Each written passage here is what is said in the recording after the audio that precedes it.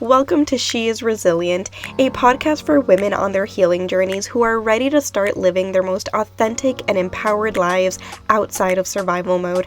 I'm your host, Tatiana, trauma and somatic therapist, as well as a holistic coach, and I'm on a mission to help more women heal their nervous systems. Each week, me and my guests are going to get real and vulnerable about the experiences that led us to becoming the empowered and resilient women we are today. You'll leave this podcast with the skills, knowledge, and inspiration to start creating the life you deserve. Because if another woman can do it, so can you.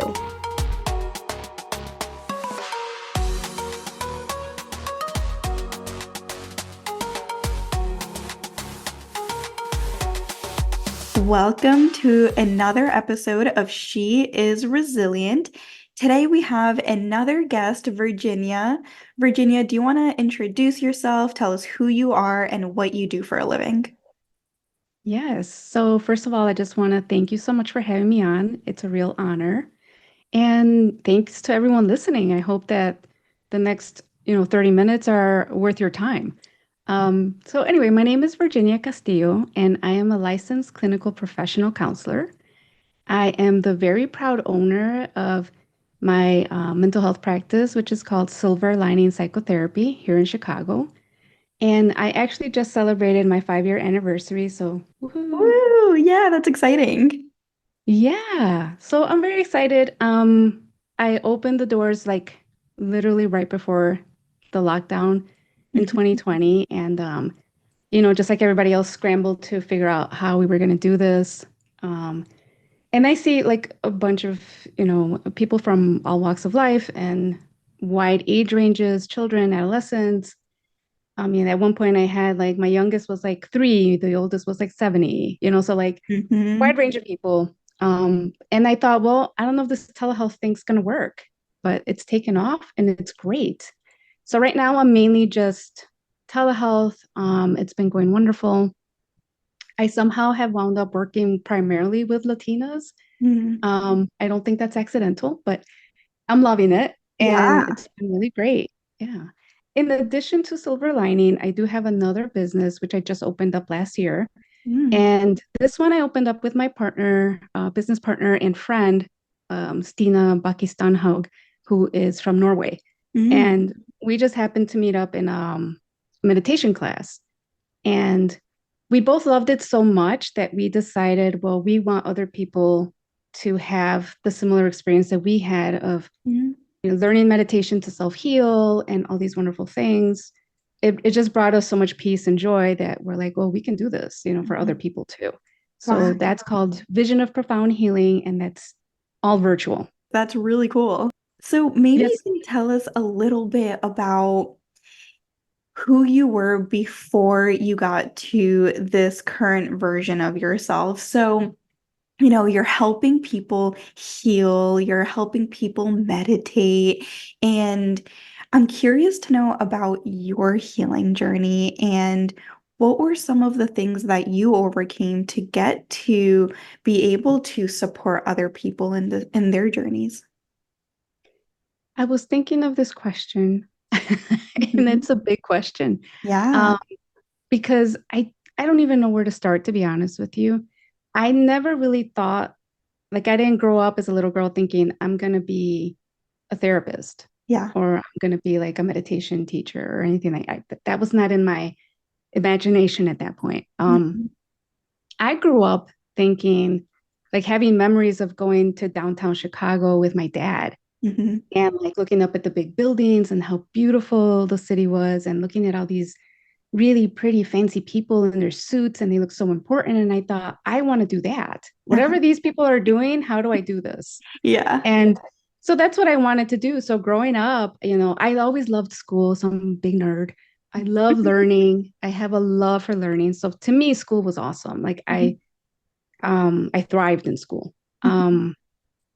And I guess, education was always like an important value in my home growing up because my parents didn't have the opportunity. So they're from Mexico, they're Mexican immigrants. Mhm. And the highest, I think my dad made it to 6th grade, my mom made it to like 4th.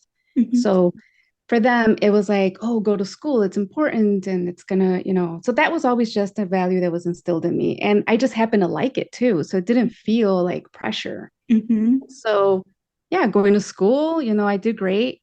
And then I got to, I don't know, I guess like high school, and I was starting to think, okay, I have to go to college soon. I don't know what I want to do. And Mhm. I thought, well, business, because Hmm. business will land me somewhere downtown. Okay. On Okay. it. Uh-huh. So that's what I studied. And I actually have a bachelor's in finance. And my previous life, I was in banking. I Oh. was a teller. I worked for stockbrokers. I was mostly banking. Mhm. Um, I loved it Mhm. and it was great. And then it wasn't. Mhm. Mhm.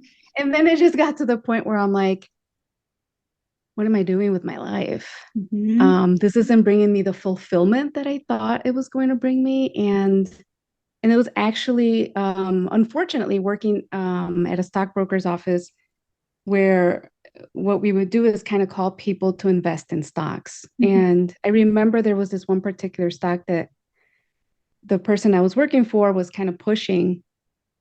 And his clients are mostly elderly folks, people that had retired and were using their savings and trying to build upon their savings. Mhm.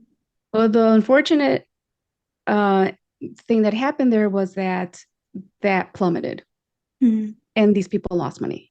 Wow. I felt so guilty because I was calling them, telling them, invest in this. Mhm. And I thought, I can't do this. Mhm. It's just too big of a risk.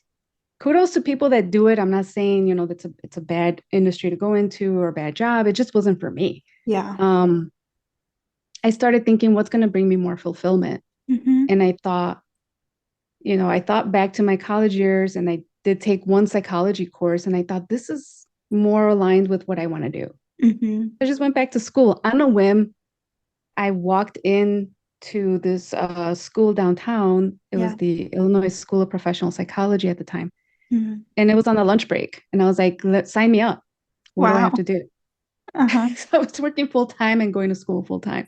Mhm. And that's how I wound up doing therapy and being a therapist. All along the way, excuse me, I would say that, the challenges were just kind of like, you know, and am I being drawn to this because I want to help people? And in some way, without really knowing, I was healing myself. Mhm. And I was going through that process of like, learning more about myself, learning more about, where I came from, adversity, and how everybody handles things differently, Mhm. Yeah. and to the point of like what makes some people more resilient than others, or, like how does, I was just fascinated with learning more about that. How do I help people? Totally. And were you doing that through reading about, like, were they self-development books, or were they just like the education that you were learning at school, or were you learning that through therapy or other modalities? Tell us a little bit more about your the healing that you were doing. All of the above. So it Okay. was, yeah, Uh-huh. it Uh-huh. was everything. And I guess that's the beautiful part about this was like, without knowing, I was just tapping into these things. Hmm. And maybe some part of me did know, Yeah. that this was going to help me, right? So Yeah. it was learning. It was learning all about, these different styles of doing therapy and human behavior, really. It's the Mhm. study of like human behavior, human emotions, and how Yeah. we interact with each other as human beings. It's Uh-huh. fascinating. Yeah. So it was partly learning, it was partly reading, it was talking to other people. Mhm. I love talking to people and just kind of hearing, what their stories are. So what, like Mhm. basically what you're doing in talking to people, and it's like Mhm. finding out like, what's your story? How did you do it? What did you do? Yeah. Um, and everybody has really amazing stories. And, and it was also exploring my, like therapy as a client, like going to therapy and Yeah. talking about things, and even just having that opportunity to sit there and be like, oh, I get to talk about myself. This is for Uh-huh. me. Yeah. What a And different experience that is. Totally, totally. If you feel comfortable sharing, I'd be curious to know what were some of those things that you learned about yourself. Yeah. So I think what I learned was, that I actually probably had been training to be a therapist my whole life again without really knowing. So Mm, you think about a therapist, like what makes a therapist a good therapist? And I think one of the first things is their ability to listen. yeah. Like I think we hear each other all the Mhm. time when we're having conversations, but a lot of the times, and I'm sure you've had this happen to yourself, like you maybe sometimes are talking to someone and it's just like it feels like everybody's just kind of waiting for their turn to speak. Mhm. So we hear each other, but are we listening? Mhm. And when we're listening with that kind of intensity of like, I really just want to hear what's going on with you. How Mhm. are you? What's happening? That's a whole other level of like being present for someone and Mhm. really tuning in with that person. Yeah. And so for me, I think I discovered that, I was being a good listener. I was being a good listener with even like my friends. I wound up being the therapist for my friends without, thinking back and reflecting Mhm. how I was interacting with people. I'm like, oh, I was listening to my friends. I was being kind of their therapist. I was the one that people would come to with questions or Mhm. if they needed help. Yeah. Why was that? I have no idea still to this day. Totally. And I'm curious to know how that bumped in with your own healing journey, right? Like you're learning to be a therapist, but how was your own stuff coming up or showing up, right? Because even as you're learning to be a therapist, you're also on this healing journey. And so I'm curious to know a little bit more about that healing journey. Yeah. So, it's the interesting thing that comes up when, like, I don't know if you've heard this, but, sometimes it's like you don't wind up with your clients by accident, Hmm. right? And sometimes it's in a funny way that the universe has of speaking to us, I guess. It's like maybe their issues are very similar to ours. And so, or they're going through something it's like a parallel process of like, oh, they're bringing up this issue. And then I'm thinking, oh, that's mine too. Uh-huh. But Yeah. I'm in the position of having to help this person. But at the same time, I feel like I'm getting my own healing as well because it's making me reflect on something that maybe I had a blind spot to, or maybe that I hadn't reflected for myself. And being brave enough to follow that, to Hmm. being able to say, oh, okay, well, this is something that I think I have to look at as well and explore because I can't sit here and Hmm. tell this person, hey, we should really talk about that and explore that. And then I'm not going into my own. You know what Totally. I mean? Yeah, That's not helpful. totally. So maybe you can tell the listeners a little bit about what you started to do for yourself to get into that healing process. And I heard that you said that you did all of the above, right? Like you were reading, you were learning more, you were going to therapy. Were there some other healing modalities that you applied to yourself? Like, I'm curious to know, when did you start to meditate for yourself, or if you've ever tried any like alternative healing, like Reiki or other kinds of energy work, or I know you're kind of an expert in that realm. So I'm curious to know, were those things that you were actively seeking for yourself? You know, I will tell you that I kind of stumbled into it by accident. Mm-hmm.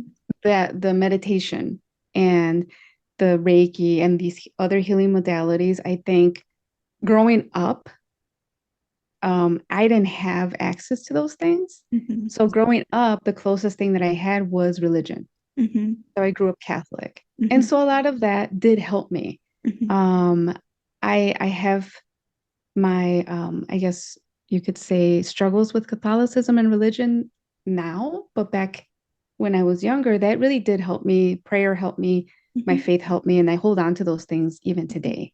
Mm-hmm. But the meditation stuff and that came later in life for me. And it came at a point where I just felt like I needed something more. Mm-hmm. And you know, it wasn't just, I hate to say it this way, but I guess the therapy can get you so far, reading can get you so far, even talking about things can get you so far. And then it's almost like you're like, okay, I think I need something more. Yes, 1000%. Where do I look for this? What is it? What do I need? Uh-huh. I don't even know. Right. And Yeah. so I'm like, okay, well, what? And I kind of stumbled into it. Mhm. Again, I keep talking like I don't know what direction I'm going in, but I think it's some part of me does. Totally. Yeah. At your core, it sounds like you knew, right? But yeah, I think sometimes we do kind of stumble into things where we weren't consciously looking for these things in our lives, but we do fall into it. But there's something inside of us that was kind of always guiding us in that direction. Exactly. Right. And it's those like nudges or like you can call them whatever you want, nudges or instinct or something, an inner voice, right? That's like, what about this? What about Mhm. this? And so I had always been drawn to now within Catholicism, the psychic stuff or tarot cards, these other, even yoga, Mhm. it can be looked at as like something very negative, something to stay away from. Mhm. Um, but for me, I was drawn to it. I was drawn to like the more spiritual side of things. And I just thought, well, what have I got to lose at this point? I purposely sought out a therapist who also practiced meditation and was a psychic. Mm. And I thought, what an interesting combination. Yeah. Let me try that. Yeah. And it turned out to be the best decision of my life, I think, because one thing led to another, led to another, led to another, ultimately led me to here. Yeah. Now, because what happened was I started to explore that for myself. The Mhm. meditation has really changed my life. I Mhm. will tell you, there is a clear before and after where I thought maybe, yes, I was on a healing journey up to this point, but that point where I got to like learn really about meditation and what it could do for you, Mhm. where I can really tell you that was me before and there is me now. Yeah, tell us a little bit about that. What does that look like for you? Like what what did that person look like before meditation and after meditation? Like who are you now? Yeah. So the way that I like to explain this is like, you know, at the risk of sounding very woo-woo, you Oh, know. I love woo woo. Okay, good. Okay. We can be all the woo woo we want Okay. here. Awesome. So perfect. Up to that point, had thought I'm a body with a soul. Mhm. So, yes, definitely I have spirit. After meditation, I realized, no, I'm a soul with a body. I love that. That changes the whole thing. Honestly, that changes the whole thing. Why? Well, because then you get to, really be in a place of like, who am I in spirit? Because spirit really, then talks about me, not my body. Mhm. Not even me as a woman, me as a Latina, me as a therapist, me as a whatever labels I'm going to put on myself, what roles I'm playing here, Mhm. you know, they're almost like constructs. Mhm. But if I think of myself as spirit, that's liberating, that's limitless, that's endless, that's wow. Yeah. If you can tap into that, then there's this almost like this sense of like inner peace. Mhm. And when I was learning the meditation, I was really learning to really go inside myself. And granted, I started this during the pandemic. Mhm. We were all thinking we were going to die. Mhm. Like, I Mhm. mean, basically, right? Mhm. So you could have said the world was on fire at that point, but I would find moments of peace Mhm. that I could achieve through the meditation. Yeah. And people will say, well, how I can't close my eyes and be still and I have so many thoughts, I can't meditate. And it's like, yeah, I know, I get it. I used to be you, because prior to this I would hear, like, oh, you guys should meditate, and I'd go to conferences or I'd go to lectures, and these really brilliant people that are, these amazing therapists and psychologists and doctors, they'd say meditate. And I'm like, I don't want to meditate. What are you talking about? Meditate. I'm going to fall asleep. Uh-huh. Yeah, yeah, yeah. I can't do it. But they were onto something. I just didn't realize it, Totally. that there could be a way that you could learn to meditate. It's not just Absolutely. closing your eyes. No, right, exactly. And I also think that there are so many different forms of meditation too, right? And so I think that for different people, different kinds of meditations, you might want to start with a body scan meditation first, right? Like if you're very new to meditation, and I think a lot of the time people think that meditation is just about clearing the mind. And the truth is, we can't clear our mind. That's not how it works, right? Like we're human beings and we're always going to have thoughts here and there, right? But it's about coming back into the present moment, right? Or it's about, I think, depending on the type of meditation that you're doing, right? It's about connecting to, your soul. Yeah. Yes. And I love that you said that because it really is, when they say like clear your mind of thoughts, I'm like, but how do you do that? I think if you have a pulse, you're going to have thoughts. Like that's Uh-huh. just how we're wired. Like there's no way. I mean, maybe I shouldn't say that. I would say that if you're a very devoted, person that practices meditation like for hours on end every day, or you're, like a monk living in the mountains and this is what you're doing, I'm sure those guys can achieve no thoughts in their heads, no doubt, Totally. right? Yes. But for the average person, I don't think we can do that realistically, given our schedules and our responsibilities and everything that we have going on. Yeah. But it's about not getting stuck, in those thoughts or not letting those Mhm. thoughts overrun your mind. It's Mhm. about, okay, I'm having a thought, let it go. I'm having a Uh-huh. thought, another thought, fine, let it go. Yeah. I'm still Yeah, gonna yeah, come yeah. this, you still Right. come back to center. Exactly. Yeah, yeah. Like acknowledging it. Okay, coming back. Acknowledging, coming back. So tell us a little bit about the daily practices that you do to continue to take care of your overall mental health, nervous system health. So I'm curious, do you meditate every day? And if you don't, what are some of the other things that you do in your life?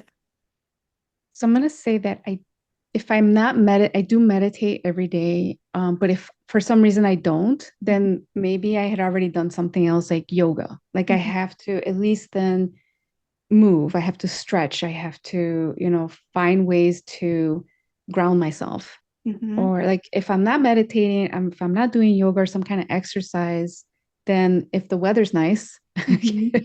then I'll go outside and my neighbors will think I'm crazy, but I lay on the grass, I love that. I'll Yeah. just sit there and take in the sun, things like that. I think that you can find really easy ways to take care of yourself. It doesn't have to be a big routine that takes a lot of time and a lot of commitment. I just think if you can give yourself 5 minutes a day, Mhm. the payoff is amazing. Even with meditation, you don't have to meditate for like an hour, half an hour. Do 5 minutes, do Mhm. 2 minutes. It's Mhm. okay, Yeah. But if you can just sit there whenever, and it doesn't even have to be on a schedule, just whenever you remember, as long as you're not driving, sit down, close your eyes, meditate. Totally. Meditate while you're standing. It's okay. Meditate Yeah. while you're preparing your cup of coffee and you're like, oh, I haven't meditated today. Let me do it right now. Yeah, I love Things that. like And that. that's something that I tell my clients too, right? Like meditation doesn't have to be such a formal sit down where we, like you said, take an entire hour out of our day, right? Like we can meditate any opportunity that we have, right? Like right now, me and you could be meditating if we're fully present and we're not analyzing the task that we're doing, right? Like as long as me and you are present, we're meditating. And so, Absolutely. really, every moment is an opportunity to meditate. I was talking to someone not that long ago, and she was just telling me like, hey, you can practice meditation or like self-care and like play with magic by even just preparing a cup of tea. Hmm. You're mixing herbs, you're preparing a warm drink. That's magic. That's Yeah. already like taking care of yourself. It's like practicing some self-care, real self-care. It's Mm, the intention, right? Like how much love are you putting into what you're doing for yourself? yeah.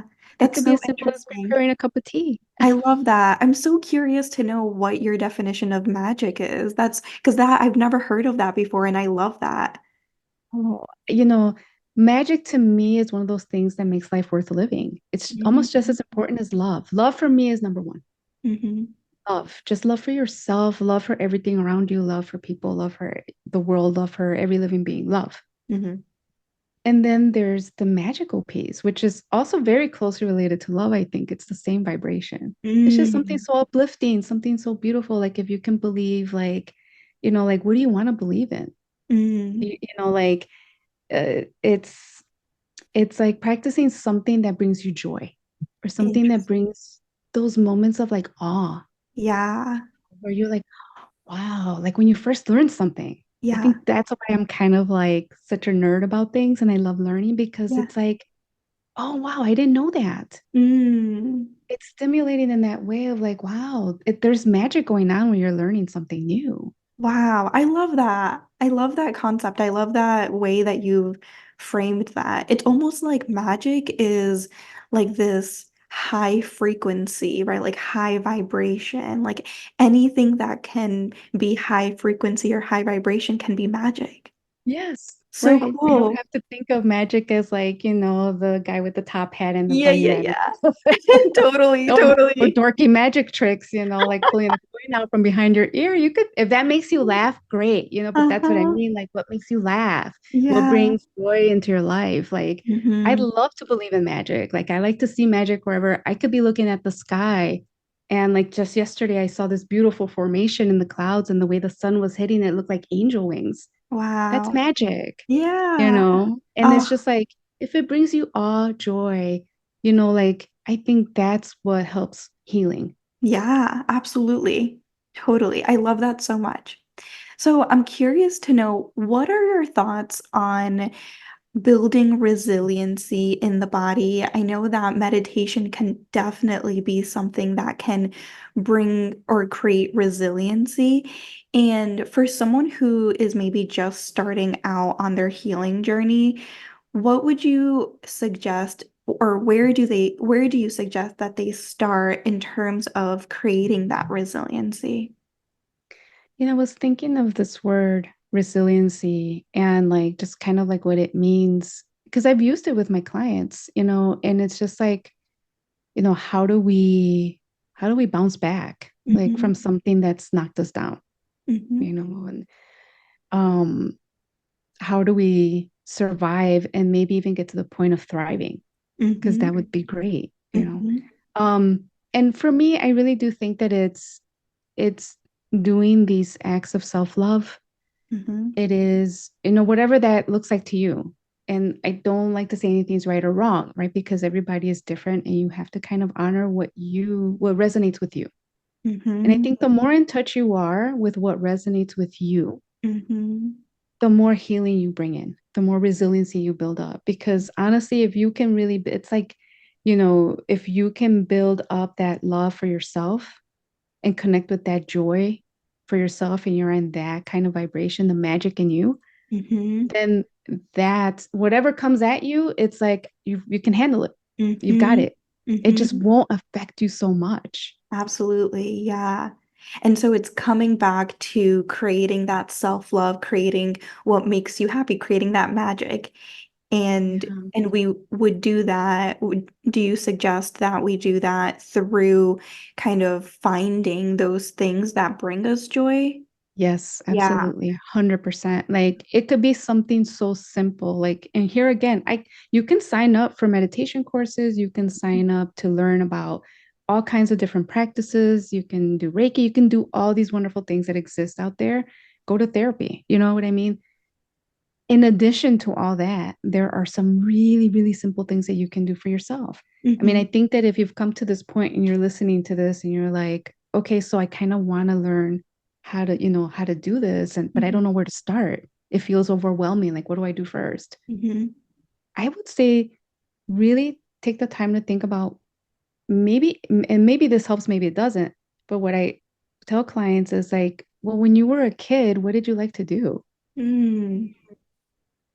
And you'd be surprised at the simplicity because children really find joy in the simplest things. Mm-hmm. But that's real joy.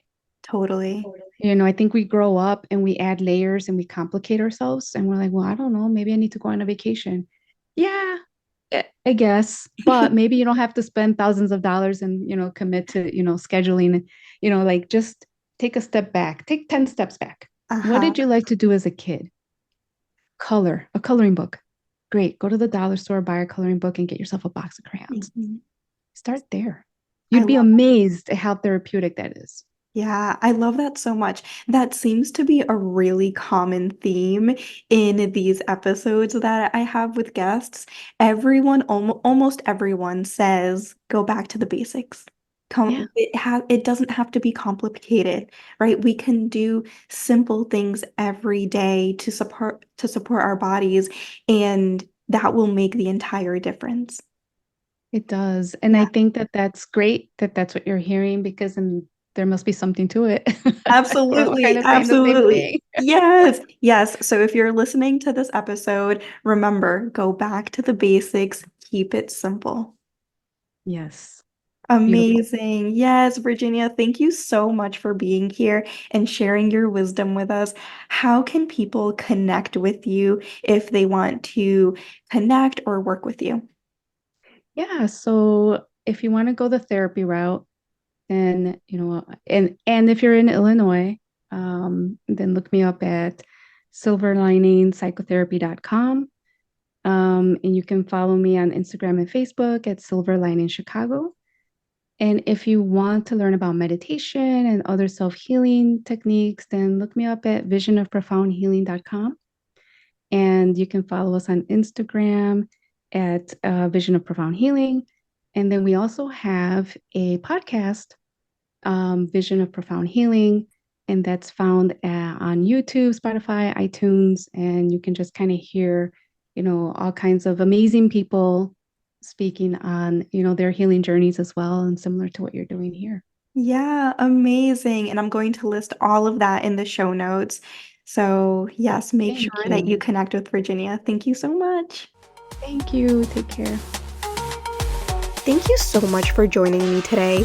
If you absolutely loved this episode, I would so appreciate it if you subscribed and left a review on Apple Podcast, or take a screenshot and share this episode on social media. Don't forget to tag me at tatiana.holistic.coach. The more nervous systems we reach, the more generational cycles we break, and the more we contribute to a kinder and safer world. And if you're looking for somatic healing services, send me a DM and I'd love to chat on how I can support you. I'll see you in the next episode.